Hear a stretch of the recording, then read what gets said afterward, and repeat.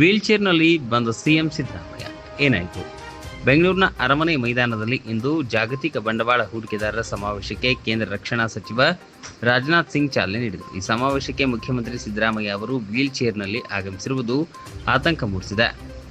Investor Karnataka 2025ರ summit ಕಾರ್ಯಕ್ರಮಕ್ಕೆ ಆಗಮಿಸಿದ ಮುಖ್ಯಮಂತ್ರಿ ಸಿದ್ದರಾಮಯ್ಯ ಅವರು ವೀಲ್ ಚೇರ್ನಲ್ಲಿ ಬಂದಿರುವುದು ಎಲ್ಲರ ಗಮನ ಸೆಳೆದಿದೆ.